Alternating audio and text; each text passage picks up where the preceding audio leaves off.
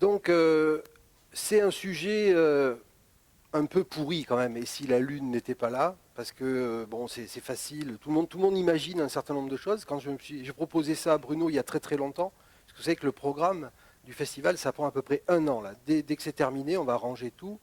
Et puis très rapidement, on va se remettre au programme du festival de l'an prochain. Donc dès qu'on a commencé à réfléchir au programme de cette année, il fallait parler de la Lune, parce que c'est les 50 ans d'Apollo. Et donc on a décliné un certain nombre de choses. Et moi j'ai proposé tout de suite à Bruno de faire quelque chose sur « Et si la Lune n'était pas là ?» J'avais 2-3 idées. Et en fait il m'en est venu plusieurs au fil du temps. Et c'est ça que je vais vous expliquer ce soir. Le plan, il est assez simple. Je suis un partisan du fait que la Lune, c'est un vrai catalyseur de la pensée scientifique. Et je pense vraiment que si la Lune n'était pas là, notre histoire, l'histoire de la pensée scientifique, c'est notre histoire à nous. Hein. Si on en est là aujourd'hui, c'est parce qu'avant nous, on vit sur des épaules de géants, hein, comme vous le savez. Et si on en a, c'est parce qu'avant nous, il y a des gens qui ont pensé, qui ont imaginé des choses. Et dans ce contexte, l'imagination des choses, la Lune, c'est un vrai catalyseur. Si on n'avait pas la Lune, on se serait posé des questions de façon différente. Je ne dis pas qu'on n'en serait pas arrivé là maintenant, mais ça aurait été différent. Donc si la Lune n'était pas là, je vais vous expliquer ce qui a compté dans la pensée scientifique et qui a été imaginé par la Lune. Ensuite, je vous montrerai le truc classique, c'est que la Lune est à l'origine de nos marées. Et qu'est-ce que c'est que les effets de marée? Vous savez déjà tout ça par cœur. Et qu'est-ce que ça changerait s'il n'y avait pas d'effet de marée de la Lune sur la Terre? Il y aurait toujours d'autres effets de marée. Qu'est-ce que ça changerait s'il n'y avait pas ces effets de marée-là? Qu'est-ce que ça introduit? Et ensuite, je vous expliquerai un petit peu comment la Terre a hérité de la Lune, puisque la Lune n'est pas arrivée toute seule. C'est un mécanisme assez compliqué, en fait, vous allez voir. Et on est à peu près, tout le monde est à peu près d'accord maintenant, mais d'abord c'est assez récent. Et vous allez voir que c'est un peu le fruit du hasard. Donc on a eu quand même pas mal de chance. Ensuite, bien évidemment, je parlerai des mythes qu'a engendré la Lune au niveau de la Terre. Et alors c'est là qu'on rentrera dans un débat un peu moins scientifique, mais tout aussi intéressant. Parce que on a beau raconter tout ce qu'on peut raconter, de toute façon les gens ne changent pas d'avis sur ce sujet. Et je vous expliquerai un certain nombre d'expériences que j'ai pu mener dans ce contexte de l'influence, les mythes qui tournent autour de la Lune. J'en dégagerai 2 principalement, et on reviendra là-dessus.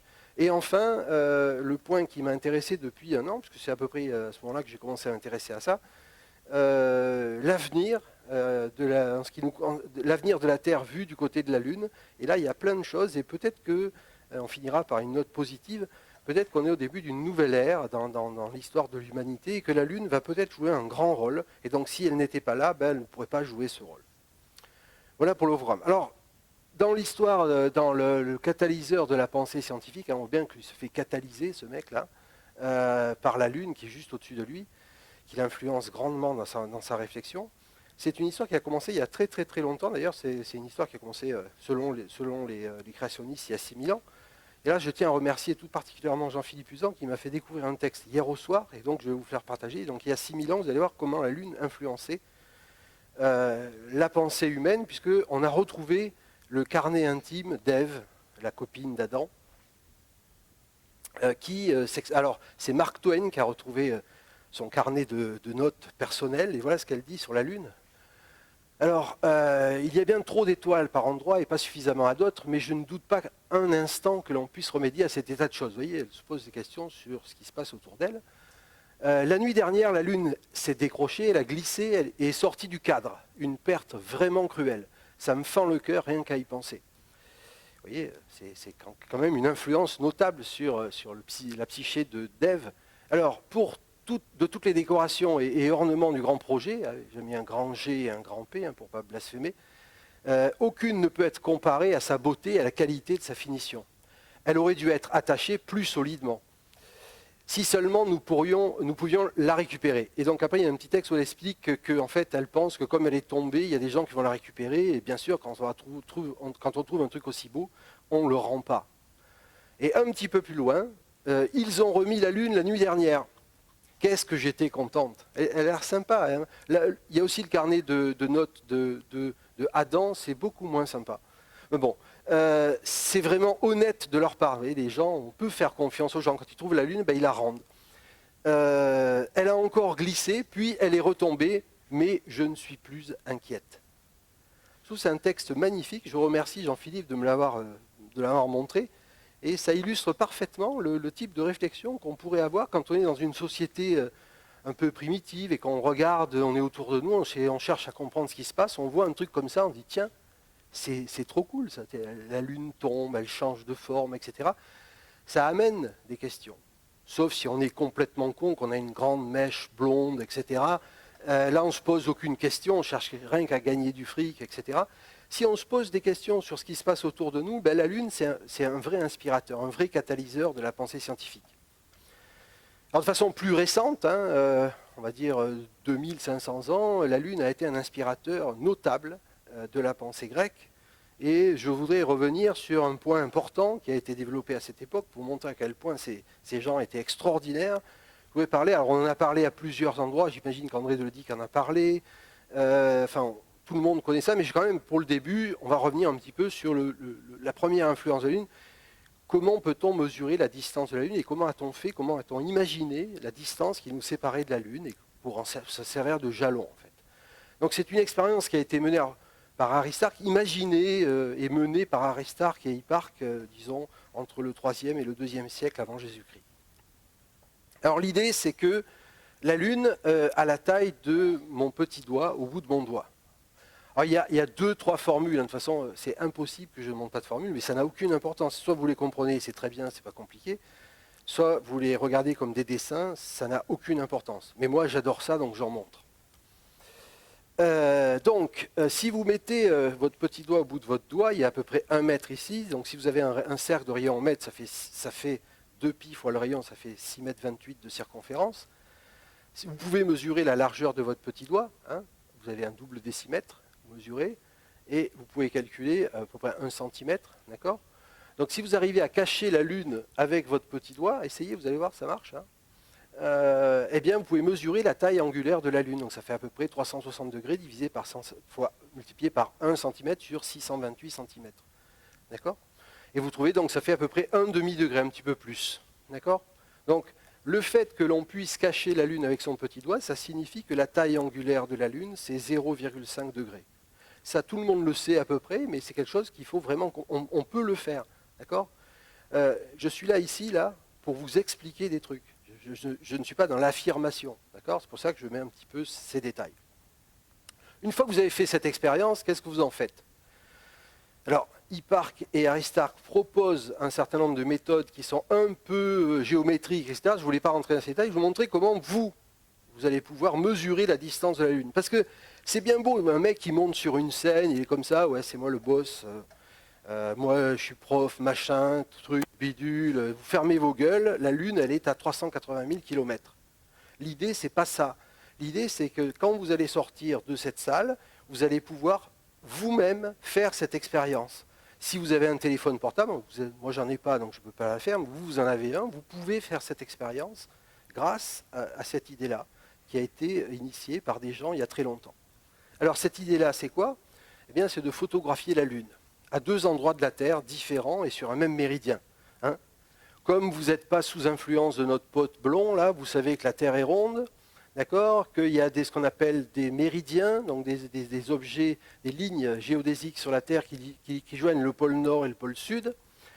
D'accord ? Et par exemple, vous avez Toulouse et Lomé, la capitale du Bénin, qui sont sur le même méridien. D'accord ? Et donc, vous organisez une observation avec un collègue que vous avez là-bas, une connaissance que vous avez là-bas. On peut faire ça sur des échelles de distance plus courtes. Si vous n'avez pas de potes béninois, vous pouvez faire ça avec... Il faut vous organiser un petit peu quand même. Ce n'est pas tous les soirs qu'on peut faire ça. Donc, vous organisez une expérience. Vous faites ici à Toulouse et à Lomé en même temps une observation, une photo de la Lune avec votre télescope. Et avec votre appareil photo ou votre télescope, si vous en avez un, et vous faites attention de bien prendre la photo de la Lune avec des étoiles autour. D'accord ? Vous prenez des étoiles autour qui sont à l'infini par rapport à la Lune, enfin en tout cas vous pouvez le supposer, et donc ce que vous voyez, alors il faut que ça se fasse en pleine Lune parce que c'est important de prendre la photo exactement au même moment. Et alors pour prendre la photo exactement au même moment, c'est très facile. Vous plantez un balai dans le sol. Quand il y a la pleine lune, vous avez des ombres, les objets ont des ombres. Et donc pour faire la photo exactement au même moment, vous faites la photo au moment où la longueur de l'ombre est minimale. Hein, vous comprenez pourquoi? Le moment où la longueur de l'ombre est minimale, c'est le moment où la Lune sera au plus haut dans le ciel. Et comme vous êtes sur le même méridien à Toulouse et à Lomé, ben, ce moment sera le même à Toulouse et à Lomé. Sauf que comme la Terre est ronde, vous n'allez pas voir ce spectacle du même point de vue, et c'est cette différence-là qui va vous permettre de mesurer la Lune, la distance de la Lune. Donc, à Toulouse, vous faites cette photo, et votre pote, à Lomé, il fait cette photo-là. Vous voyez que déjà, la Lune est un peu plus basse hein, sur les étoiles. Là, c'est des vraies photos hein, que j'ai fait avec des étudiants. C'est très facile à faire. Hein. Donc, votre bâton, mesurez la longueur minimale de l'ombre, vous faites la photo au moment où l'ombre est minimale, et ensuite, vous envoyez les photos. Okay, sous forme numérique, c'est plus pratique. Et puis, vous superposez les photos, d'accord, de manière à ce que les étoiles fixes soient au même endroit. Et alors, qu'est-ce que vous constatez? Eh bien, qu'il y a deux lunes. Hein, ça a déjà été évoqué par une de mes confrères dans une émission de télé-réalité, comme quoi il y aurait deux lunes, d'accord, puisqu'elle s'étonnait du fait que, étant aux Antilles et étant originaire de Marseille, elle avait l'habitude de voir la Lune, et étant déplacée pour cette émission de télé-réalité aux Antilles, elle ne comprenait pas comment elle pouvait voir la Lune aux Antilles alors qu'elle le voyait à Marseille. Et donc elle a émis l'hypothèse qu'il y avait deux lunes, et le mec qui était en train d'essayer de la séduire a dit « mais t'es complètement... un grand moment de télévision. Donc vous faites cette superposition de ces étoiles lointaines et vous constatez que la Lune n'est pas au même endroit. Et donc vous pouvez calculer la distance entre les deux centres de la Lune et comme par miracle, vous constatez que c'est à peu près la taille de la Lune. Donc ces deux lunes sont distantes d'une lune. Ça devient encore plus compliqué. Là on ne peut plus lui expliquer à l'autre. D'accord ? Elle ne comprendra plus rien. Vous comprenez bien, c'est parce que simplement, vous ne voyez pas la Lune du même point de vue. Alors quand on fait un petit schéma géométrique de ce qui se passe, vous avez compris, la Lune est toujours au même endroit, sauf que les étoiles sont à l'infini et vous ne la voyez pas du même point de vue. Donc si vous êtes ici, vous voyez la Lune ici avec les étoiles qui sont là, derrière, et quand vous êtes ici, vous voyez la Lune qui est là, avec les étoiles qui sont là, et ça se déplace un peu, les étoiles se déplacent un peu de façon apparente. D'accord ? La seule chose qui se déplace, c'est l'observateur. Et donc en faisant un petit calcul de géométrie, élémentaire du programme de troisième, seconde, enfin du programme des années 1960, comme d'habitude, puisque maintenant ça doit être à peu près en Master 2 qu'on doit faire ce genre de calcul, vous arrivez très facilement à comprendre que si vous connaissez le rayon de la Terre et l'angle entre les deux que vous pouvez déduire de la latitude ou de plein de manières différentes, vous pouvez calculer la distance D qui fait à peu près 4000 km. Et si cette distance D fait à peu près 4000 km, vous pouvez calculer la distance qui est là, entre la Terre et la Lune, approximativement, puisque cet écart-là, c'est l'angle qui est là, donc 0,5 degrés, un petit peu plus. Et donc ensuite, en utilisant les propriétés, encore une fois, du triangle rectangle, vous obtenez le fait que la distance de la Lune, c'est environ 60 fois le rayon de la Terre. Et cette valeur numérique de 60 fois le rayon de la Terre, c'est le résultat qu'ils avaient trouvé. Donc des mecs à cette époque-là, 2e siècle avant Jésus-Christ, démontrent et calculent que la Lune est à 60 fois le rayon de la Terre de nous. D'accord ? C'est tout simplement extraordinaire. Ça va être nié, oublié, effacé de notre mémoire collective. Comme quoi rien n'est jamais acquis. Je disais au début qu'on vivait sur des étoiles de géants, sur des épaules de géants. Rien n'a été effacé dans notre passé récent. En tout cas, on a pu retrouver ces travaux grâce au travail de conservation des Arabes qui nous l'ont retransmis. Mais il n'est pas certain que des dérives qu'on peut commencer à imaginer, ou voir dans nos sociétés, quand on voit l'épisode auquel je faisais référence à propos de cette Marseillaise montre que cette Marseillaise a visiblement tout oublié. Si ça se généralise un peu, on peut oublier tout ça. Donc je pense qu'il faut rendre grâce à ces gens-là qui nous ont éclairés. Ensuite, la Lune a eu une influence colossale. Donc on a pu, à partir de la distance Terre-Lune, mesurer la distance du Soleil. Encore une fois, en utilisant un triangle rectangle, je ne rentre pas dans les détails. Alors là, l'approximation était... On utilise simplement que la somme des angles d'un triangle fait 180 degrés, et on en déduit une distance minimale à laquelle doit se trouver le Soleil. Alors la distance minimale, on trouve 20 fois la distance Terre-Lune. En fait, c'est beaucoup plus, mais avec les moyens expérimentaux de l'époque, on ne pouvait pas faire mieux. Donc c'est toujours Aristarque qui fait ce calcul. On trouve un résultat qui est un minorant, mais la valeur moderne est bien plus grande. Mais c'était déjà pas mal. Et vous voyez que la Lune commençait déjà à influencer fortement les gens qui se posaient des questions. Parce que si vous ne posez pas de questions, bien sûr, la Lune, ça ne sert à rien. Un jour, je faisais une exposé sur la Lune dans mon école. C'était un peu journée porte ouverte et tout ça. Il y a un jour, j'étais sur la Lune aussi. Le mec, il vient, il me dit ouais, il y a eu un gros blanc. Il devait compiler. Donc il me dit ouais, la Lune, c'est que des conneries. Je n'ai pas compris ce qu'il voulait dire par là, mais en tout cas, bon, il faisait partie de la catégorie des gens peut-être qui aiment bien qu'il y ait plusieurs lunes. Bon, ok. Donc la Lune, ça inspire, ne serait-ce que parce que quand on veut chercher à comprendre. Je ne passe pas sur les phases de la Lune et tout ça, il avait aussi compris ça. Hein. Le fait que le coup du triangle rectangle, si vous n'avez pas compris ce que c'est que les phases de la Lune, vous ne pouvez pas imaginer qu'il y a des angles droits, etc. Donc les phases de la Lune sont expliquées, comprises par les Grecs. Les histoires de jeux d'ombre et de lumière sont utilisées aussi avec les éclipses. Depuis très longtemps, on avait remarqué que la Terre était un objet à peu près sphérique, que le Soleil que la Terre tournait autour du Soleil. Aristarque avait proposé ce modèle-là, il a été réfuté par des arguments scientifiques. Donc, si on se met dans le référentiel terrestre, le Soleil tourne autour de la Terre en ce qu'on appelle une année. D'accord ? Et donc, il y a un cône d'ombre qui se trouve à l'arrière de la Terre, si ça émet de la lumière, comme toutes les ombres, hein, vous avez l'habitude de voir ça.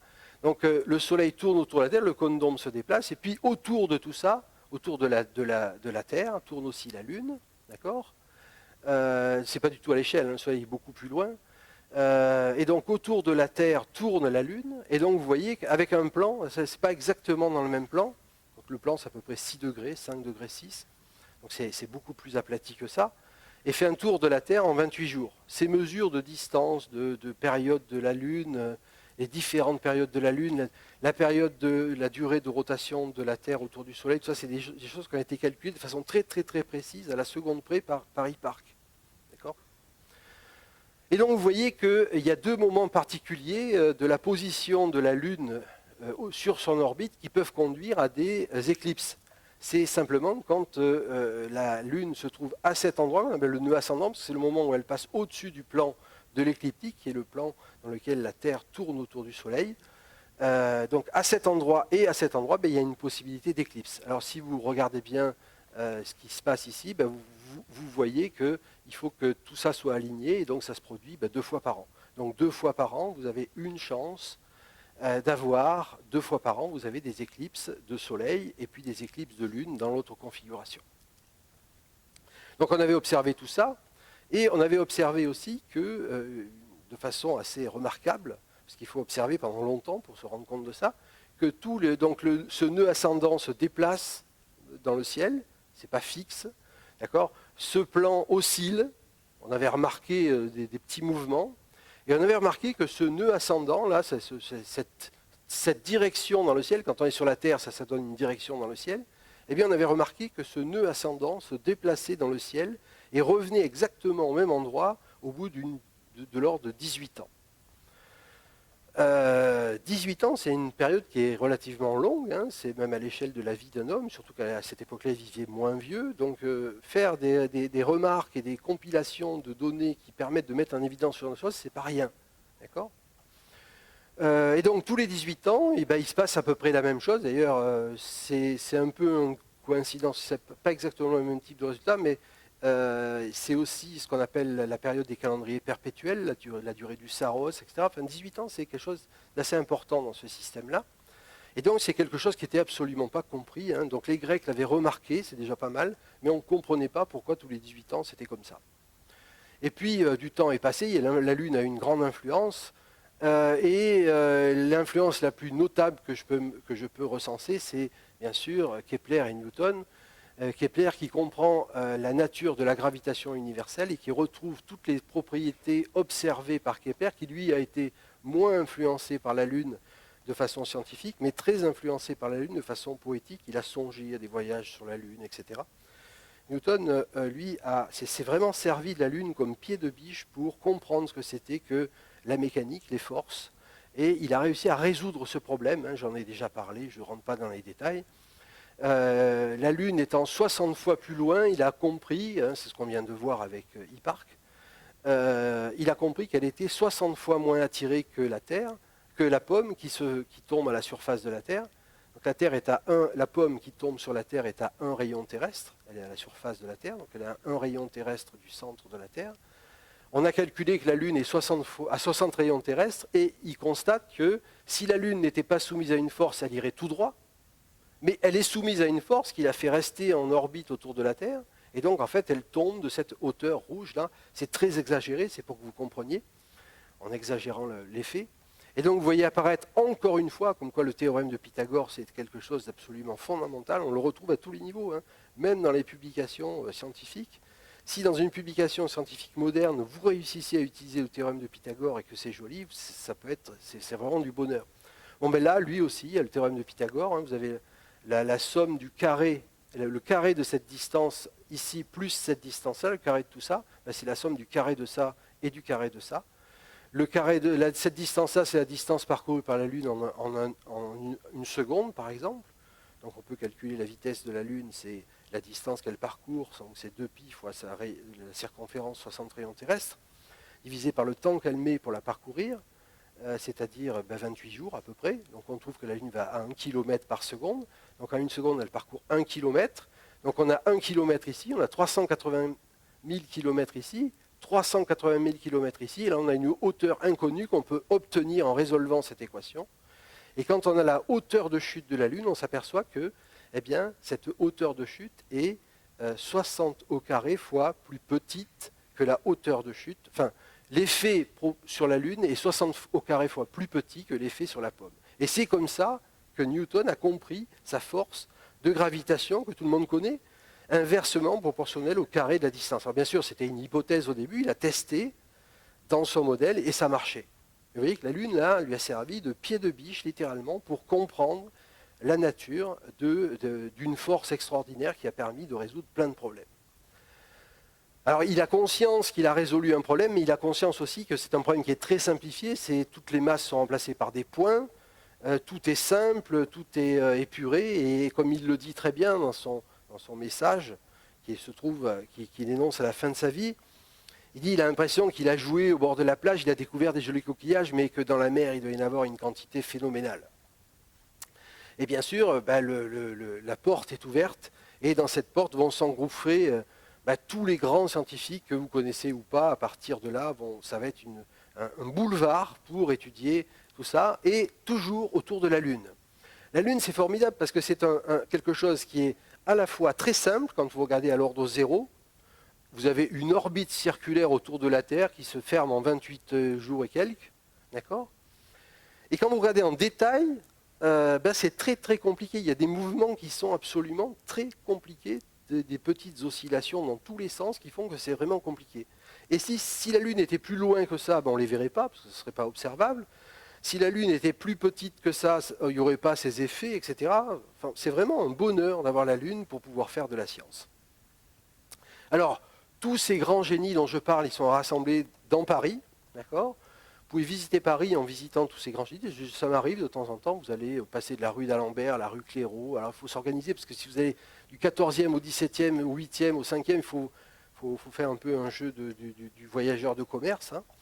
Alors dans l'ordre, ceux du haut, ils ont fait le début. Celui qui a le plus, il a fait un bouquin carrément, c'est Alexis Clairaut sur la théorie de la Lune. Je ne rentre pas dans les détails, ils essayaient de comprendre les mouvements fins de la Lune en utilisant la loi de Newton, à tel point que ça marchait tellement pas que Clairaut et d'Alembert ont proposé des modifications. C'est la première théorie de la gravitation modifiée a été proposée par Clairaut et d'Alembert pour essayer de comprendre les petits mouvements qu'on n'arrivait pas à comprendre quand on considérait uniquement les deux corps, la Terre et la Lune. Bien sûr, ceux qui ont compris, c'est Euler, il leur dit, il ne faut pas déconner, il ne faut pas ajuster la théorie pour que ça marche, il faut trouver quelque chose de général. Et ceux qui ont vraiment compris, enfin celui qui a vraiment compris, puisque lui, j'en parle pas, si vous voulez que je reste calme, c'est Lagrange. Lagrange qui a complètement, de mon point de vue, révolutionné à la fois les mathématiques et la physique. Il a changé complètement de point de vue, il a ouvert de nouvelles portes qui ont conduit à... je pense que Lagrange, et je ne suis pas le seul à le penser, Lagrange, c'est l'inventeur de la physique théorique moderne, et et il a inventé la physique théorique moderne en étudiant le mouvement de la Lune. D'accord ? Je ne dis pas que s'il n'y avait pas la Lune, on n'aurait pas fait la physique comme on l'a fait actuellement. On aurait peut-être étudié notre problème, mais dans ce cas d'espèce, l'invention de la physique théorique moderne, c'est-à-dire l'utilisation des champs à la place des forces, les forces, ça n'existe pas en physique. C'est un truc, c'est un outil archaïque qui sert à équilibrer des équations un peu compliquées et qui fait apparaître des modèles complètement débiles. Une force de frottement, ça n'a pas de sens. C'est une force qui dépend de la vitesse. Il y a des forces fondamentales et très vite, on a compris qu'il fallait se passer de force en physique et qu'il fallait utiliser des champs pour faire de la physique de façon plus efficace. Et c'est Lagrange qui a inventé tout ça dans le cadre de sa mécanique analytique. La mécanique analytique a été initiée à partir de la résolution du problème de variation des constantes du mouvement de la Lune en 1760. Alors, comme je l'adore, je vous montre quand même qu'on n'est pas là pour rigoler. Hein. Voilà donc sa photo en portrait pop-art, qui était le carton d'invitation de l'exposition que j'ai organisée il y a 5 ans maintenant, à l'IHP et à l'INSTA, où on a expliqué tout ça, on a ressorti ça, parce que personne ne considère Lagrange. Tout le monde l'a oublié, son travail, alors que c'est quelqu'un de phénoménal dans cette histoire, qui a aussi, salut et fraternité, c'était un révolutionnaire, même s'il n'a pas l'air super énervé. Je vous montre son équation, parce que là vous allez dire oui, ok, d'accord, pour vous calmer un petit peu, je vais vous montrer voilà son équation. J'adore cette équation. Donc à mes étudiants, je la démontre en à peu près, il faut 3 heures. J'arrive au tableau, j'ai toujours un gilet comme ça, je me mets plein de craies, et au bout de 3 heures, on aboutit à ça. Lui, il a fallu plutôt une vingtaine d'années, et ça lui a valu 2 fois de suite, en 1763 et en 1764, le premier prix de l'Académie des sciences de Paris. Et ils l'ont donné une fois, ils l'ont redonné une deuxième fois, puis il dit, bon, voilà, quand même. Et Lagrange l'a eu, Laplace l'a eu aussi, mais parce que comme il était déjà à l'Académie des sciences de Paris, Lagrange lui a envoyé ses travaux pour qu'ils soient publiés. Et l'autre, il recopiait, il rajoutait des trucs, et il publiait, et ensuite il renvoyait. Bon, on s'en fout. Donc ces équations expliquent comment les constantes du mouvement de la Lune, par exemple cette histoire, là, je vous ai montré cette ligne des nœuds là, qui bouge, eh bien, Lagrange a mis tout ça en équation et il a pu montrer que c'est ici, hein, le mouvement des nœuds, il a pu montrer que cette équation avait une solution périodique de période 18 ans. Donc c'est la première fois qu'on a pu expliquer ce mouvement très compliqué et très difficile. Et c'est après avoir fait ce modèle qui était un peu boiteux du point de vue de la physique et de l'approximation qui avait été faite, que Lagrange a compris que c'était comme ça qu'il fallait écrire la physique. Et ensuite, il s'est dit, puisque ça marche si bien pour la Lune, pourquoi ne pas le faire marcher pour tous les problèmes de la physique? Et c'est comme ça qu'il a inventé la théorie de la mécanique analytique qui n'est pratiquement plus enseignée, malheureusement. Alors continuons l'histoire. Hein. La suite, ça va être plein d'aventures. J'aurais pu vous raconter comment tout ça a donné lieu à plein de découvertes. Je préfère me concentrer sur une autre de mes idoles. Hein. Donc vous avez Britney Spears, toujours, en numéro 1, Joseph Louis Lagrange, mais il y a aussi quand même Henri Poincaré, que vous voyez ici à l'âge de 17 ans. C'est pas vrai. Hein. C'est pas vrai. Je me moque toujours, mais bon. Donc on avait vraiment compris, progresser dans le domaine de la compréhension à la fois de la physique et de la Lune avec Lagrange. Et puis, il y avait encore des choses qui restaient à comprendre. Et là, c'est Poincaré qui, en essayant de comprendre la nature et la stabilité de ce mouvement, va complètement révolutionner, va repenser le problème et le formuler d'une façon complètement différente. Hein. Ça s'appelle les méthodes nouvelles de la mécanique céleste, qui est un monument de l'histoire des mathématiques, de la physique et de la pensée de l'homme. Vraiment, vraiment. D'ailleurs, on a eu un spectacle pendant 3 jours au Fil Noir par Clémence Labrousse et Jean-Pierre Marcot qui nous ont détaillé un petit peu ces idées, ce qu'elles sont devenues, et ceux qui étaient là, je pense, ont vraiment...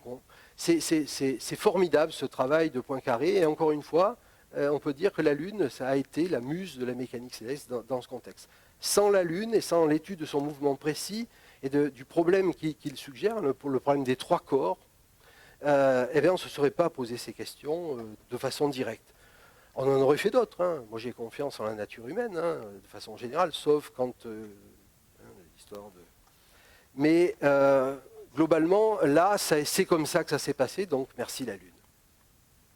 Alors, la fin de cette histoire, comment ça nous a inspiré, ça nous a inspiré même encore récemment. Ça, je vais faire référence par exemple aux travaux de mon collègue Jacques Lascar, qui a compris dans la lignée des travaux de Poincaré, en faisant des analyses, que l'axe de rotation de la Terre est incliné de 23 degrés sur le plan de l'écliptique, et cet axe de rotation reste à peu près fixe.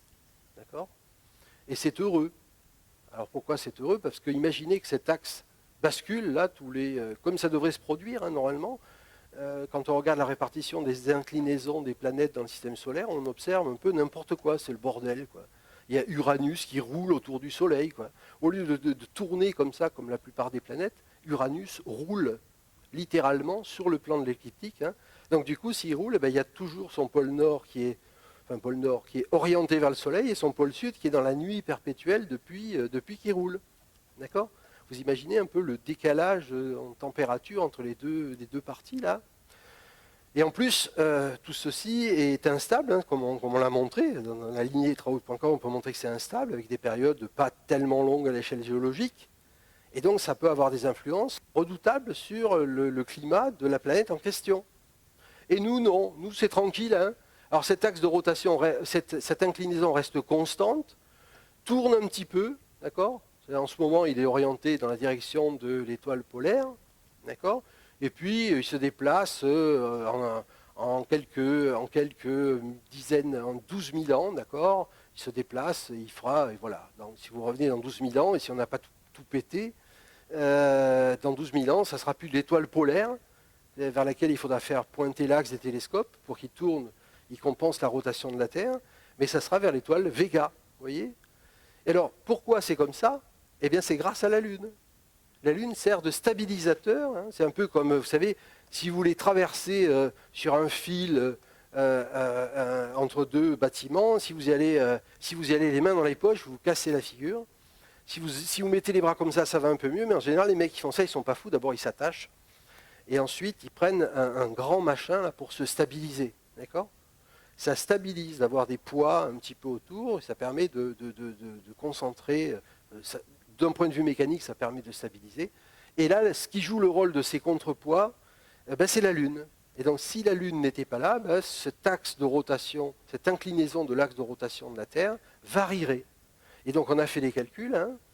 Voilà la traduction de l'insolation en fonction, depuis, dans une simulation, avec un axe, une inclinaison à 23 degrés, comme je viens de vous le dire, avec des petites oscillations comprises par Lagrange. D'accord ? Donc ça, c'est avec la Lune. Si vous enlevez... Alors, là, ça induit une température, l'insolation moyenne en watts par mètre carré à la surface de la Terre. Hein, dessous l'atmosphère, au-dessus de l'atmosphère, ça fait une certaine valeur, en dessous, ça fait un peu moins. D'accord ? Puis c'est une moyenne. Vous voyez, ça fluctue dans des valeurs qui ne sont pas démentielles. Si vous enlevez la Lune, qu'est-ce que ça fait ? Ça craint. D'accord ? Vous avez des variations, vous passez, vous variez, au lieu de varier dans un petit intervalle d'insolation, hein, l'axe de rotation varie entre 15 degrés et puis 30 degrés sur la période, sur 1 million d'années. Si vous intégrez sur un temps beaucoup plus grand, ça peut faire encore plus n'importe quoi.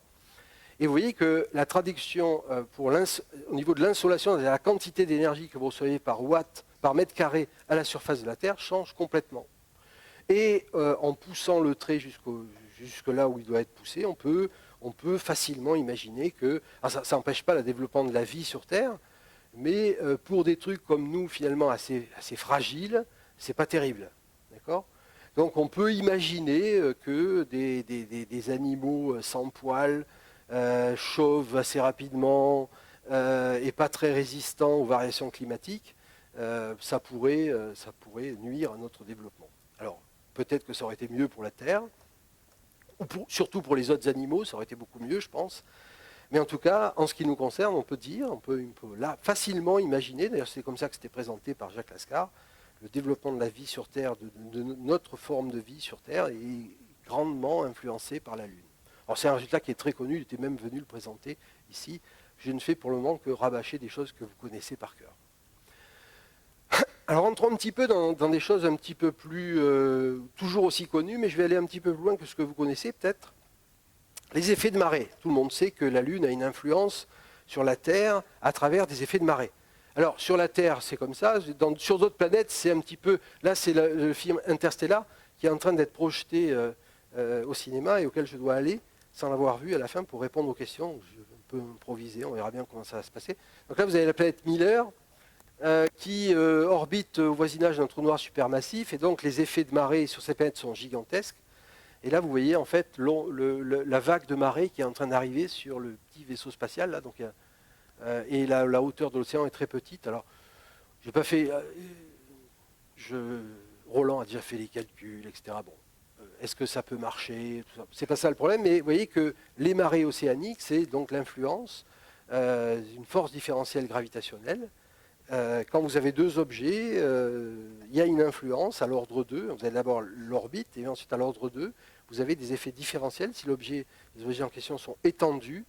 C'est-à-dire si la force de gravitation d'une extrémité à l'autre des objets est différente, eh bien, cette différence de champ de gravitation permet de comprendre ces effets de marée. Alors ça, vous savez tout ça par cœur. Hein. Je le rappelle très rapidement. Donc vous avez la Terre et la Lune. La Lune a une influence. La Terre exerce une force de gravité sur la Lune, mais là je vais parler des marées océaniques et terrestres, donc je vais m'intéresser aux forces de gravité exercées par la Lune sur la Terre.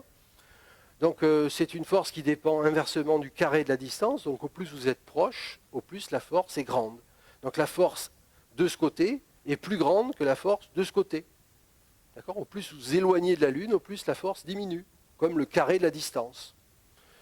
Et donc l'idée, c'est de se mettre dans le référentiel de la Terre, qui n'est pas galiléen, etc. Je passe les détails techniques, et donc je vais juste travailler avec des flèches. Donc si on se met dans le référentiel du centre de la Terre, sur la Terre, eh bien il faut enlever à toutes ces forces vertes la force jaune qui s'applique au centre de la Terre. Et donc là, vous avez, depuis le cours préparatoire, vous savez faire des différences de flèches. D'accord ? Donc vous allez faire cette flèche qui est celle au centre, moins la flèche qu'il y avait, vous allez trouver ça. La flèche qui est là, moins celle qui avait au centre, ça fait ça. La flèche qui est là, ça fait ça. Et finalement, ça vous fait une force de marée qui est comme ça. Donc en fait, les forces de marée ont tendance à déformer les corps, d'accord, quand vous mettez dans le référentiel subissant cette force. Je rappelle que c'est une force qui est due au fait que vous avez un champ de gravitation, une force de gravitation qui s'applique sur un objet étendu, grand, pour que les variations de force soient suffisamment importantes. OK ? Donc ça déforme, et donc la Terre va passer de quelque chose qui était normalement sphérique à quelque chose qui va être allongé. Alors au niveau de la croûte océanique, ça se traduit par des variations, des amplitudes de déformation de quelques centimètres, dizaines de centimètres. Et par contre, pour des objets plus malléables, comme les océans, ben, ça se traduit par des marées océaniques de plusieurs mètres. D'accord ? Donc maintenant, si je dessine les océans, ben voilà. Donc la Terre et ses océans sont plutôt dans cette forme-là, mais la Terre tourne sur elle-même. Donc si vous êtes ici, donc ça veut dire que les océans sont plus étirés, sont plus attirés dans cette direction, parce qu'il y a la direction de la Lune. Et donc là, il y a plus d'eau que là. Et donc là, vous êtes à marée basse. Mais comme la Terre tourne 6 heures plus tard, hein, vous aurez fait un quart de tour. Donc là, vous serez à marée haute. 6 heures plus tard, vous serez là, et là vous serez encore à marée basse, et 6 heures plus tard, vous serez encore à marée haute. Le problème, c'est que pendant ce petit laps de temps qui correspond à peu près à 24 heures, la Lune s'est un tout petit peu déplacée, donc la période du mouvement des marées, ce n'est pas 12 heures, mais 12 heures et 30 minutes. D'accord ? Donc on peut comprendre. La première théorie des marées qui avait été faite par Galilée, alors qu'il ne disposait pas de l'expression de la force de gravitation, et il ne trouvait qu'une marée par jour. D'ailleurs, les curés lui en voulaient beaucoup, ils lui disaient « Tout ce que tu dis, c'est n'importe quoi, on sait très bien qu'il y a 2 marées par jour. » Et Galilée niait, il disait « Non, non, c'est vous qui ne comprenez rien, il n'y a qu'une marée par jour, parce que ma théorie fournit une marée par jour. » Bref, on arrive à expliquer ça, la Lune s'est un peu déplacée, donc on arrive à comprendre ça. La déformation de la Terre et surtout des océans qui sont à la surface de la Terre varie, hein, une amplitude d'oscillation comme ça, qu'on constate très bien. Quand on a des océans étendus, hein, en Méditerranée, l'amplitude des marées, c'est quelques dizaines de centimètres, parce que la différence de force de gravitation d'un bout à l'autre de la Méditerranée n'est pas suffisante. Par exemple, vous avez des grands océans, plus des phénomènes complexes de résonance qui apparaissent, avec différentes formes. Il y a même des endroits sur Terre où il n'y a qu'une marée par jour, mais ça c'est la forme de l'endroit où ça se trouve. Il y a des golfs, des isthmes, des choses comme ça. Et il ne peut y avoir des fois des endroits où il n'y a qu'une marée par jour. Globalement, en général, il y en a deux, et c'est comme ça que ça marche. Donc la surface des océans en quelques mètres, mais aussi celle de la Terre, plutôt de quelques centimètres, oscille avec une période de 12 heures.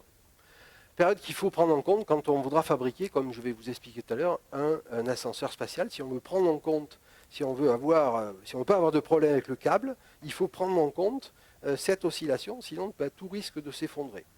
Ce qui serait dommage. Hein. Bref, il y a aussi un effet de marée du Soleil. Hein. Il n'y a pas que la Lune qui fait un effet de marée, il y a aussi le Soleil. Donc là, si la Lune n'était pas là, il y aurait quand même des marées sur Terre, mais d'une amplitude de moitié à peu près. Tout simplement, le Soleil est beaucoup plus lourd, mais il est beaucoup plus loin, et comme c'est une force différentielle, elle dépend inversement, comme l'inverse du cube de la distance, et c'est pour ça que le Soleil, avec sa masse qui est grande, mais sa distance qui est très grande aussi, n'arrive pas à compenser, et ne compte que pour la moitié des effets de marée. Mais il y aurait quand même des marées sur Terre s'il n'y avait pas la Lune. Hein. Peut-être que ça, vous ne le saviez pas. Donc, on a cet effet de marée. Deuxième effet, donc le premier effet, c'est déformer les corps qui sont soumis aux effets de marée. Deuxième effet, c'est un effet moins connu, c'est l'effet de synchronisation des orbites. Vous savez que on voit toujours la même face de la Lune. Eh bien ça, c'est un effet de marée. En fait, c'est la Terre qui a synchronisé la rotation de la Lune sur elle-même. Alors pourquoi ? Si vous déformez, en l'occurrence ici la Terre agit sur la Lune en la déformant dans la direction, c'est ce que je viens de vous expliquer. Si cette Lune tourne sur elle-même, d'abord tourne autour de la Terre, et puis ensuite tourne sur elle-même, d'accord ? Eh bien en fait, elle ne va pas rester toujours dans cette direction, elle va se décaler un petit peu, d'accord ? Puisqu'elle tourne dans cette direction, eh bien, quand elle va arriver là, elle ne va plus être alignée dans la direction de la Terre. Et donc, qu'est-ce qui va apparaître ? Il va apparaître un couple de forces, d'accord, en direction de la Terre, qui va avoir tendance à aller contre l'effet de la rotation de la Terre. Alors si vous faites tourner dans l'autre sens, c'est un couple dans l'autre sens qui va apparaître. Et donc ce que vous pouvez déduire de cette analyse, c'est que tant que l'objet qui tourne autour là et qui est dans un champ de marée n'a pas exactement une rotation sur lui-même qui est égale à sa rotation autour de l'objet, eh bien les effets de marée vont contribuer à ce que ça devienne comme ça. Et c'est pour cette raison que la Lune nous présente toujours la même face. C'est un effet de marée. La Terre a asservi la rotation de la Lune sur elle-même par effet de marée. Parce que la Terre a une masse plus grande, 100 fois plus grande que la Lune. Mais, si vous avez bien tout compris, la force étant réciproque, la Lune exerce un même effet sur la Terre. Donc la Lune est en train de ralentir la rotation de la Terre sur elle-même. Et ça, on peut le vérifier. D'accord ? On peut le vérifier. Donc la Terre a synchronisé la Lune. C'est pour ça qu'on voit toujours la même face. Mais la Lune est en train de synchroniser la Terre. Or, la Lune fait un tour sur elle-même, fait un tour en 28 jours. Donc, à la fin du processus, la Terre fera un tour sur elle-même en 28 jours actuels. Hein, vous avez bien compris que les jours, ça dépend de... OK ? Alors, on peut mesurer... ça, c'est la théorie. Est-ce que ça marche ? Et la réponse, oui. Il suffit de regarder des moules. Hein. Alors ça, c'est Pierre Thomas qui m'a expliqué ça. C'est grâce à des moules qu'on arrive à savoir ça, des sortes de proto-moules. Hein. Je ne rentre pas dans ces détails. Les géologues peuvent mesurer la durée du jour en fonction du temps dans les époques les plus reculées. Alors quand on fait des relevés paléoclimatiques, voilà, donc là, ce qu'on prédit par la théorie, c'est que la durée du jour va diminuer pour que, in fine, elle atteigne la durée de la rotation de la Lune autour de la Terre, donc 28 jours. Donc la durée du jour va passer de 1 jour à 28 jours. Ça fait beaucoup de jours, mais dans la même phrase, mais vous comprenez ce que je dis. Donc avec les relevés paléo-géophysiques et cette référence, j'ai pu faire des graphiques que je vous montre. Donc actuellement, on a un jour qui dure 24 heures, et par ces relevés, on arrive à voir que il y a 500 millions d'années, un jour durait un peu plus d'environ 22 heures, et puis il y a 2,5 milliards d'années, un jour durait 18 heures. Si un jour durait 18 heures, comme la durée de l'année n'a pas changé, d'accord, pour des raisons que je n'explique pas, eh bien on peut en déduire qu'il y avait plus de jours, de jours dans l'année, puisque vous tournez plus vite et vous mettez toujours le même temps pour... d'accord ? Et donc à cette époque-là, il y avait environ 520 jours par an. 520 jours de 18 heures. Vous voyez? Donc les 35 heures et tout ça, il aurait fallu renégocier. Parce que bon, les week-ends aussi, ça fait beaucoup de... Enfin bon, les semaines aussi, enfin bon, faudrait revoir tout ça. D'accord? Bon, il y a 2,5 milliards d'années, il n'y avait pas... Bon, passons. On peut en déduire aussi que par l'effet collatéral de tout ça, c'est que la Lune s'éloigne. D'accord? Parce que si on diminue la rotation de la Terre sur elle-même, eh bien on diminue son moment cinétique, mais le moment cinétique global de la Terre et de la Lune ne peut pas varier. C'est un principe de la physique qu'on apprenait jadis. Et en appliquant ce principe au système Terre-Lune, on arrive à comprendre et on peut vérifier que la Lune s'éloigne de la Terre. D'accord? Actuellement, elle est à 60 rayons terrestres. Et donc, si elle s'éloigne dans le passé, elle était plus proche. Il y a 2,5 milliards d'années, elle se trouvait à 52 rayons terrestres. D'accord? La Lune s'éloigne de la Terre à cause ou grâce, je ne sais pas si c'est bien ou mal, hein, aux effets de marée. Alors ça nous conduit à la question suivante, puisque la Lune s'éloigne de la Terre, elle était plus proche avant. Comment la Lune s'est formée? D'accord? Puisqu'elle était plus proche, peut-être que... Donc ça fait longtemps qu'on a compris ça. Hein. Je pense qu'à l'époque du fils de George Darwin, on savait déjà tout ça. Peut-être pas les relevés paléoclimatiques, mais ce genre de raisonnement, on pouvait le faire. Et donc c'est à partir de ce moment-là qu'on a commencé à se poser la question, qu'on a eu des arguments. Si la Lune était beaucoup plus proche de la Terre, peut-être que la Lune s'est formée à partir de la Terre. D'accord? Donc comment la Terre a-t-elle hérité de la Lune? Alors c'est une photo c'est la chapelle Sixtine. Hein. C'est un peu bizarre de montrer son cul à tout le monde là. Mais bon, apparemment, c'est le moment où on a formé la Terre et la Lune. C'est comme ça que c'était illustré, la création du Soleil et de la Lune. Alors c'est un zoom, hein, c'est pour ça que ça apparaît comme ça. Hein. Bon, on voit bien que les trous noirs n'ont pas de poils, c'est un théorème. Comment la Terre a hérité de la Lune? Alors, donc à l'époque de Darwin, l'idée qu'il avait proposée, quand vous regardez un peu la surface de la Terre, vous voyez qu'il y a un endroit de la Terre où il manque un truc, hein, c'est l'océan Pacifique. Donc son idée, c'était que le trou correspondant à l'océan Pacifique, c'était la trace de la Lune qui s'était décollée de la Terre. La rotation de la Terre sur elle-même, hein, je dis que cette rotation diminuait, donc si on revient dans le passé, la Terre tournait plus vite sur elle-même. Et donc si vous avez une sphère plus liquide, plus malléable, parce qu'il faisait plus chaud, hein, qui tourne très vite sur elle-même, eh bien, par force centrifuge, vous pouvez avoir un petit morceau qui s'arrache par force centrifuge de la Terre pour former la Lune. Voilà l'idée de Darwin, et ça permet d'expliquer le trou de l'océan Pacifique. C'est pas con.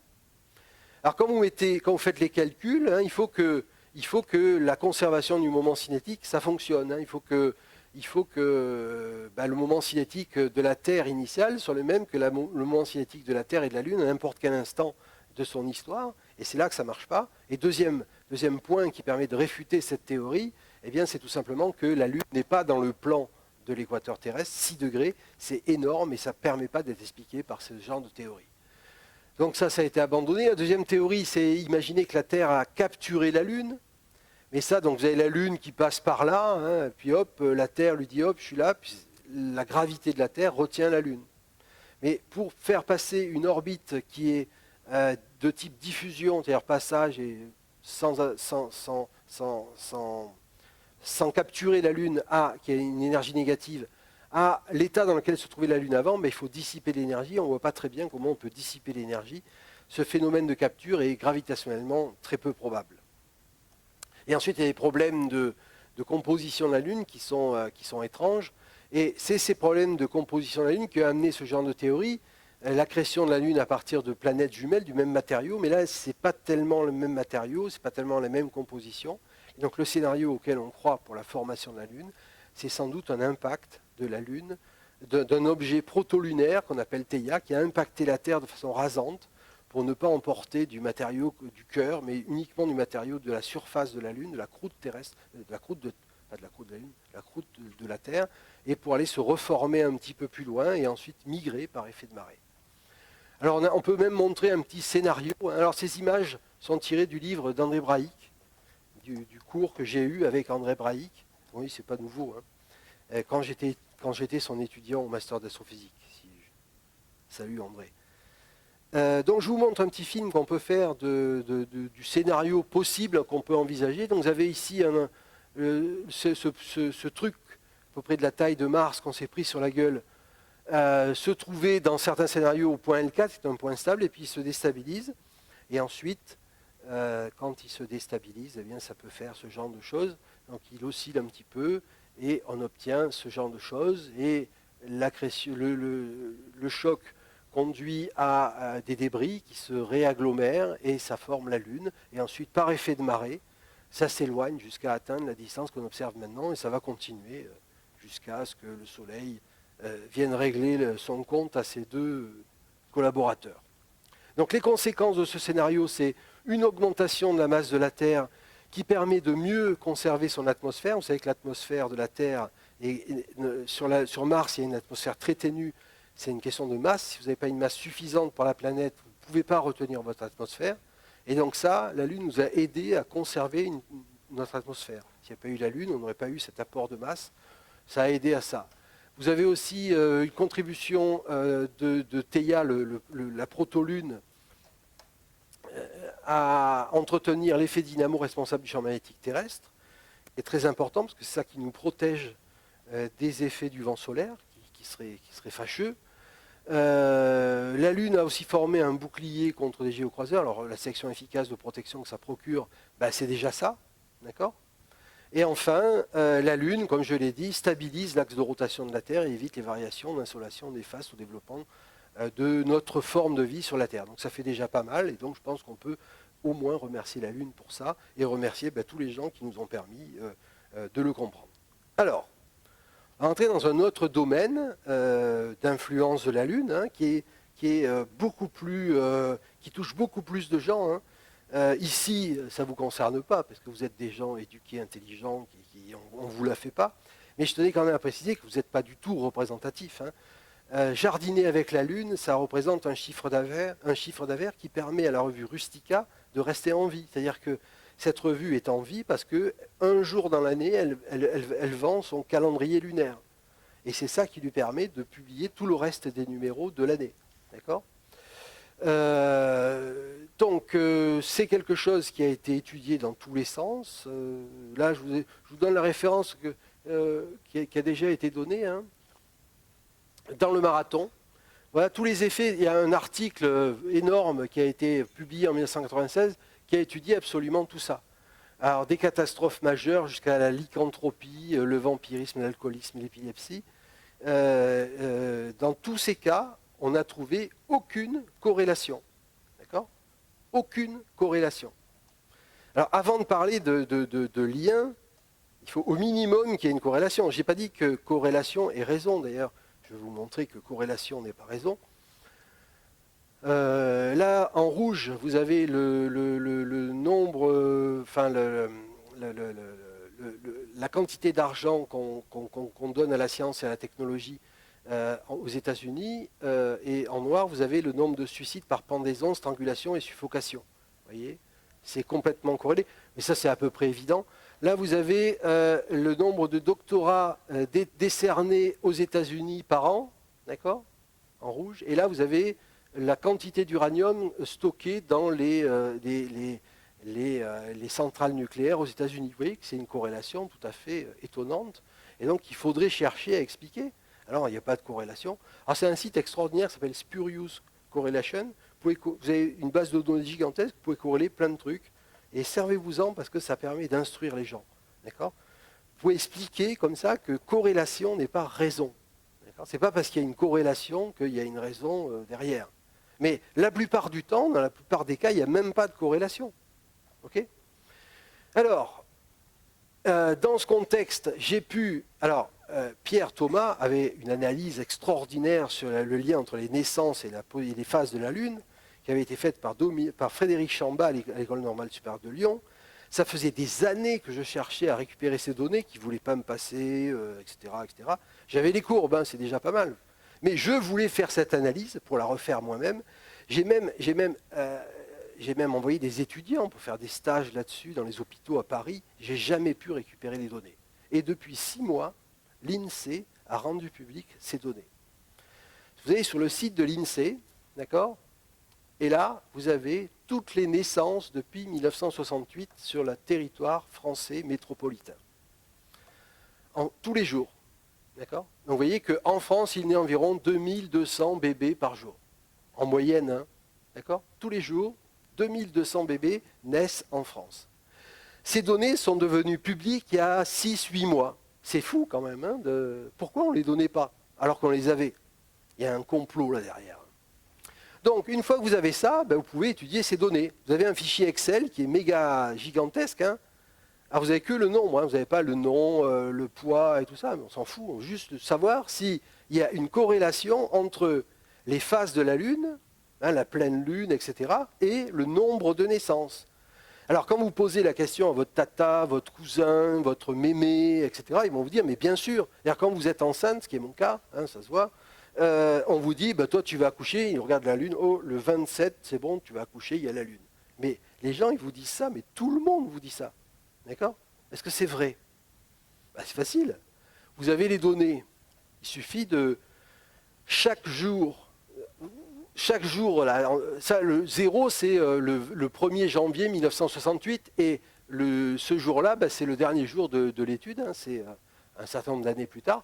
Vous pouvez savoir pour chaque jour, donc il y a du boulot, hein, je l'ai fait, ça m'a pris une semaine, je suis payé à rien foutre, donc j'ai, pour chacun de ces jours-là, que vous avez dans ce signal, j'ai identifié la phase de la Lune, d'accord, et j'ai comptabilisé comme ça, j'ai pu faire cette courbe, d'accord. Donc là, vous avez le nombre de naissances, ici, la moyenne du nombre de naissances par jour lunaire, sur cet intervalle. Alors vous voyez qu'il y a une fluctuation à la pleine lune. Hein, vous voyez ici, là, ça, hop, d'accord? Vous le voyez là? Donc, en fait, tous ceux qui pensaient que, eh ben, ils avaient raison. Alors ça, vous avez vu? Alors, ils ont raison ou pas? Ben non. Ils n'ont pas raison. Pourquoi? Parce qu'il y a, vous voyez, il y a d'autres trucs autour. C'est quoi ces pointes là? Ben, quand vous faites une moyenne, il faut mettre une sorte d'incertitude. Alors, comment on calcule une incertitude quand vous avez des nombres? Vous faites ce qu'on appelle un écart type. Je ne rentre pas dans les détails, c'est l'incertitude que vous avez sur la valeur moyenne. Okay? Et donc, l'incertitude qu'on a sur ces valeurs-là, ben, c'est ça. D'accord? Donc, ce truc-là, ce P de mouche-là, est une fluctuation statistique complètement sans sens statistique, justement. Vous voyez que c'est très important dans la manipulation des foules. Si je n'avais pas dit ça, et si je n'avais pas mis ça ni ça, et si j'avais fait un gros zoom, et ici, si j'avais mis une échelle gigantesque, eh bien, vous auriez vu un énorme pic. C'est juste une façon de présenter les données. Si j'avais voulu vous faire croire que, ben, pas de problème. Donc, l'idée, c'est méfiez-vous. Pas méfiez-vous de tout, mais quand vous avez les données, c'est pour ça que je voulais le faire, méfiez-vous et refaites-le. C'est facile. Hein. Si vous avez Excel ou un autre tableur ou n'importe quoi, vous pouvez refaire cette analyse. Alors, on peut faire ça, mais on peut faire mieux. On peut faire une analyse de Fourier. Alors, je ne rentre pas dans les détails. Une analyse de Fourier, c'est un truc qui, quand vous avez un signal qui a une période, vous le faites passer dans le filtre de Fourier. C'est des maths. Hein. C'est pour ça que les gens ne vous croient pas. Vous dites, ouais, j'ai fait des maths. Ouais, ben voilà, tu essayes de m'avoir. Donc là, vous êtes fort. Je fais l'analyse de Fourier de ce signal et qu'est-ce que je trouve? Je trouve ça. C'est exactement le même truc que toi, Pierre. Hein. C'est normal, c'est les mêmes données. Donc, on trouve le même résultat. Et donc, ce qu'on voit, c'est qu'il y a des pics, d'accord, à certaines valeurs. Alors là, il y a un pic à 365 jours et il y a un pic à 7 jours. Et ce qui est fabuleux, c'est que c'est la première fois, je fais plein d'analyses de Fourier dans des cours, etc. Là, vous avez le signal, donc vous avez le signal principal, 360 jours, donc 1 an, et puis vous avez tout ça, c'est des harmoniques. Donc vous avez le premier harmonique, le deuxième, le troisième, le quatrième, le cinquième, le sixième, le septième, le huitième, le neuvième, le dixième. C'est un signal, mais alors avec une intensité de malade mental. Quoi. Donc, dans ce truc-là, il y a une période de 1 an. 1 an. Et puis, il y a aussi une période de 7 jours. Alors là, on n'a pas toutes les harmoniques, parce que là, on est à basse fréquence, donc on n'a pas, mais on les aurait hein, si on avait une résolution plus grande. Donc en fait, à la période de la Lune, on n'a rien, que dalle. Walou, rien. D'accord? La Lune n'a strictement aucune influence sur les naissances. Point. Le débat est clos. D'accord? Il n'y a même pas... S'il y avait une corrélation Il aurait fallu la chercher. Est-ce que c'est comme pour les doctorats de maths, etc. On aurait pu. Mais là, il n'y en a pas. Pourtant, quand vous allez dans les hôpitaux, et si vous connaissez des gens qui travaillent dans les hôpitaux, posez-leur la question, vous allez voir ce qu'ils vont vous répondre. Et pourtant, ce n'est pas la même chose que l'autre avec sa couette, là, et l'autre qui est aux Antilles, là, c'est des gens sérieux. Ça veut dire qu'ils ont cette impression-là, et que de toute façon, vous ne les ferez pas changer d'avis. Vous pouvez leur montrer ça, ils vont dire, oui, mais ça, c'est des conneries, tu fais des maths, machin. En fait, je le sais, moi, c'est moi qui fais les accouchements. Donc, pourtant, il n'y en a pas. Alors, on peut pousser l'analyse plus loin. Hein. Vous pouvez regarder le nombre de naissances en fonction du jour de la semaine. D'accord ? Alors, vous trouvez un truc extraordinaire. Ça, tu ne l'avais pas, Pierre. Tu avais celle d'après, mais celle-là, tu ne l'avais pas. Je me suis cassé le cul à faire ça. Alors, on a un effet. Je vais pousser plus loin parce que là, j'ai découvert quelque chose. Vous voyez, jusqu'en 1975 à peu près, on avait moins de naissances le dimanche. Vous voyez, c'est la courbe rouge. Par contre, tous les autres jours, c'était à peu près la même chose. D'accord ? Il y avait à peu près autant de naissances tous les autres jours de la semaine. Et puis là, il s'est produit quelque chose. Là, on a inventé, je ne sais pas, la dragée Fuca. Enfin, on a inventé un mécanisme qui permettait de provoquer les accouchements. Et du coup, on a provoqué les accouchements. Et vous voyez que on a provoqué les accouchements. Donc, là, on avait une méthode ancestrale avec du pastis ou des couvertures ou je ne sais pas quoi qui avait des effets et qui était efficace. Et à partir de là, on a inventé un mécanisme qui permettait de programmer les naissances. On le voit très bien sur ces courbes, puisque le week-end, on a beaucoup moins de naissances et ça diminue fortement là, le week-end, jusqu'à un moment où on s'est dit, bon ben là on va arrêter, on va quand même laisser la nature faire. De toute façon, des fois, où c'est la limite d'efficacité de la dragée Fuca, je pense. Et ensuite, vous voyez que quand on arrête le traitement, ben là ça reprend la même forme. Donc c'est une courbe qui est vraiment très très intéressante et c'est exactement dans les données. C'est peut-être pour ça qu'ils ne voulaient pas. Voilà comment les médecins, comment on peut montrer ça. Alors, bien sûr, si on provoque des accouchements de manière à ce qui ne se passe pas le dimanche pour que, comme dit Pierre Thomas, les médecins puissent aller jouer au golf avec leur secrétaire, j'adore cette phrase, on peut aussi provoquer les naissances de manière à ce qu'elles ne se passent pas les jours fériés. Et donc, si elles ne se passent pas les jours fériés et si elles ne se passent pas les dimanches, vous avez une période de 365 jours et de 7 jours. Alors, vous pouvez comme ça le prouver en regardant le déficit de naissance les jours fériés, en fonction du jour de naissance. Et si, comme il le fait d'habitude, vous revenez 9 mois en arrière, vous avez fait l'effet congé payé, ici, d'accord ? On fait des bébés préférentiellement en été. Hein. Il y a énormément de bébés qui ont été conçus pendant le festival.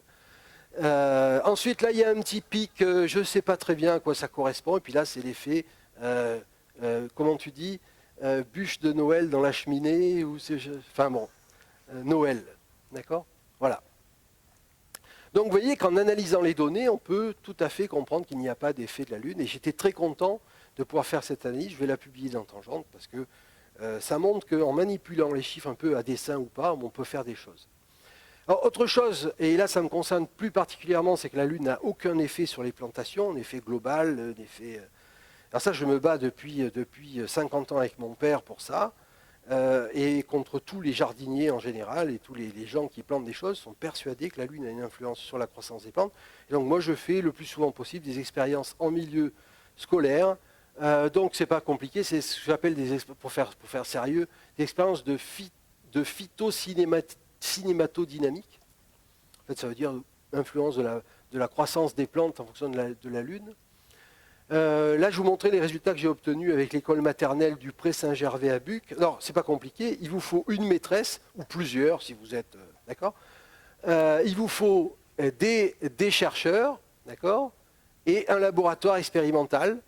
Et donc, vous arrivez à convaincre votre maîtresse qu'il faut que tous les jours, les chercheurs plantent une graine dans un pot, d'accord, et l'arrosent avec un protocole expérimental.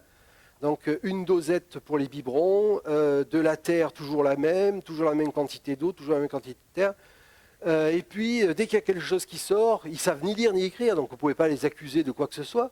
Ils mesurent ce qui sort en mettant une bande de papier et en mettant un petit trait de crayon, et ils coupent. Et ensuite, ils collent dans le cahier. Moi, je fournis juste le cahier. Hein. il colle la longueur de la plante en fonction des jours. La maîtresse marque le jour et puis ensuite je récupère un cahier comme ça où il y a pour chaque plante la courbe de croissance de la plante en fonction du jour de la lune, du jour, du jour et puis je peux faire ça avec la lune. Et voilà les résultats qu'on trouve de façon canonique et depuis des années qu'on fait ça.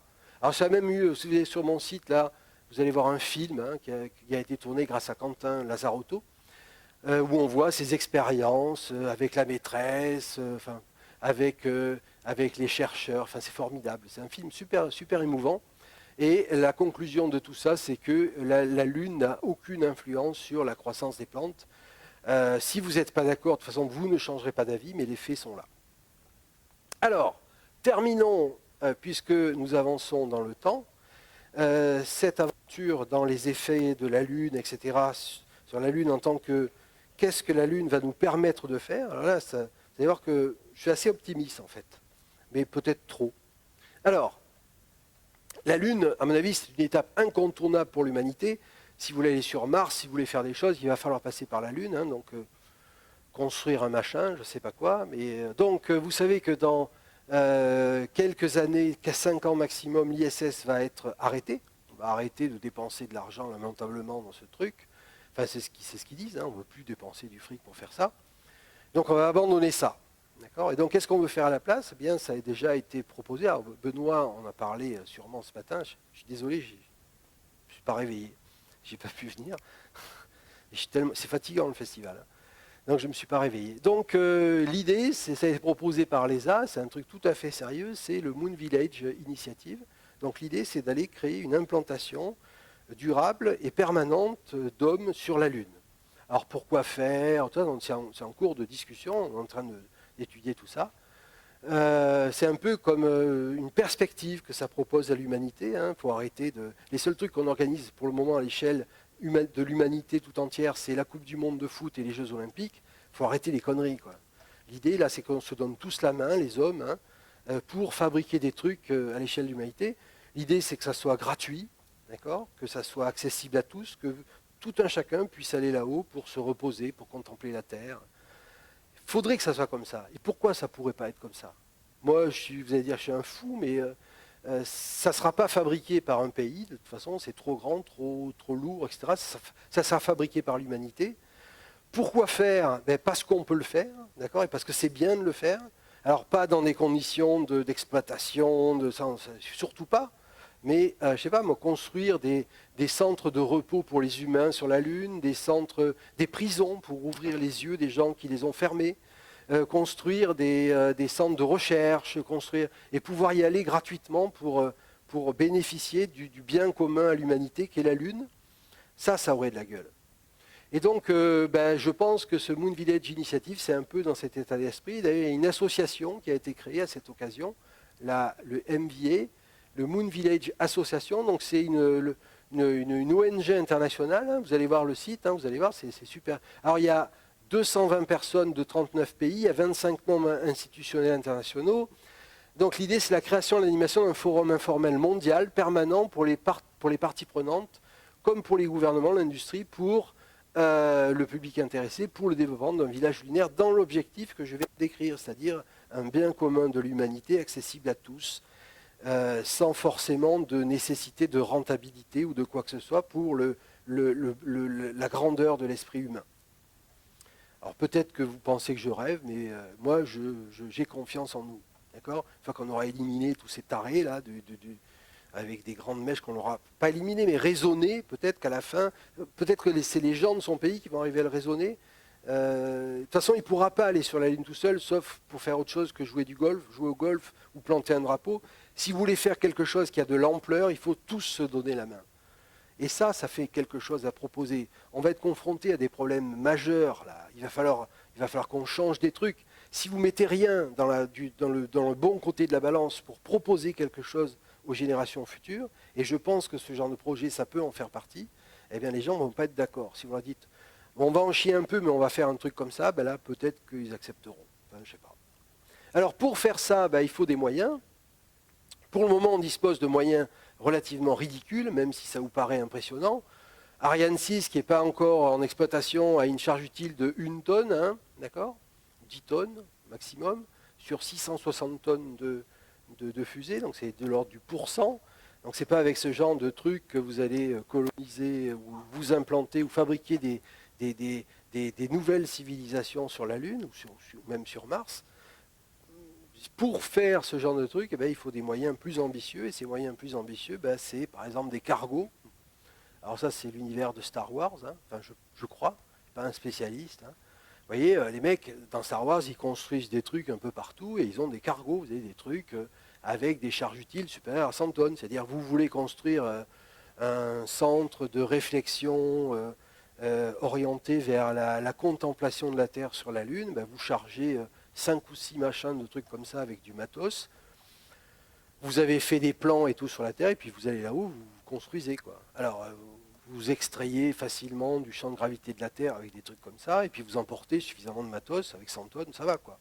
Pour construire une maison, il ne faut pas une tonne de matériel, quoi. Surtout que sur la Lune, il n'y a rien qui est déjà là, quoi.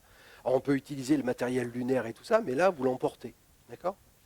Alors, deuxième solution, alors, est-ce que donc on a dit qu'on allait faire des trucs, on arrête la Station spatiale internationale. Est-ce que dans les projets des grandes boîtes de l'aérospatiale et tout ça, il y a ce genre de choses qui est prévu? Alors je me suis un petit peu renseigné, moi au niveau européen, alors là j'étais déprimé à mort, quoi. Actuellement la R&D en aéronautique et spatiale, alors peut-être que je me trompe, mais alors, dites-moi-le, hein. Je la trouve, et j'ai pas peur des mots, déprimée car déprimante. Je connais pas mal de gens qui travaillent dans ces laboratoires de recherche, de Airbus, du CNES. Les mecs, ils font pas. Alors, je donne des exemples, hein. Les trucs emblématiques dont on est très fier actuellement, c'est quoi? C'est le Rafale, par exemple. Étude 1972, prototype 1987. Pas dire que c'est récent. Il y avait un truc qui pouvait être pas mal, la navette Hermès, mais vous savez, étude 70 et puis abandon du projet 92. Pourquoi? Ça sert à rien. Pourquoi on va faire un truc comme ça? Là, on avait un truc, le début d'un cargo, quoi, pour faire des machins. La navette spatiale, d'ailleurs, ils ont arrêté aussi, parce que ça sert à rien. C'est pas rentable. Et si vous voulez faire des trucs rentables dans ce domaine, il faut arrêter tout de suite. Mais l'idée, c'est que il ne faut pas faire des trucs rentables. Ou alors des moyens de propulsion différents, qui vont plus vite, ou de l'innovation. Essayer de faire des nouveaux moteurs. Les moteurs qu'on utilise, ou les technologies de vol qu'on utilise, ont été découvertes et imaginé par les successeurs immédiats de Clément Ader. On n'a pas révolutionné l'aéronautique depuis ces techniques-là. On pourrait imaginer qu'on ait des avions à plasma, des avions... Enfin, c'est pas trop dans les carnets de recherche de ce genre de boîtes qui utilisent et qui continuent à utiliser des méthodes ancestrales. Et c'est un peu dommage. Mais j'ai l'espoir. Alors, il faudrait fabriquer des cités de l'espace, hein, autour de la Terre pour des points intermédiaires, où ça serait déjà une première approche, hein. Donc il y a des gens qui bossent là-dessus, hein. C'est l'association des grands projets du XXIe siècle. Sauf que la moyenne d'âge de cette association, c'est 70 ans. Mais c'est pas grave, c'est déjà pas mal. Mais vous voyez un peu la société dans laquelle on vit. Les mecs qui envisagent des trucs extraordinaires comme ça, ils sont dans une assoce, alors c'est que des anciens de l'aéronautique et tout ça, hein, mais ils attendent d'être à la retraite pour pouvoir faire ce qu'il faudrait. Parce que quand ils étaient en activité, on leur a dit, mais arrête tes conneries, quoi. D'accord? Donc ça existe, et il y en a qui bossent et qui font des plans, des trucs, qui tiennent physiquement, parce que c'est des bons physiciens. Alors ils sont un peu barrés, hein, c'est des vieux papis, etc., mais c'est des super potes, hein. Et un autre projet qui est méga intéressant, mais je ne vais pas en parler parce qu'on atteint la fin, c'est l'ascenseur spatial, mais de toute façon, j'ai promis que l'an prochain, je vous ferai un fil rouge sur l'ascenseur spatial. La physique de l'ascenseur spatial, alors c'est pas des conneries, d'accord? Vous avez ici des rapports de recherche qui vous montrent que d'un point de vue physique, c'est pas des conneries.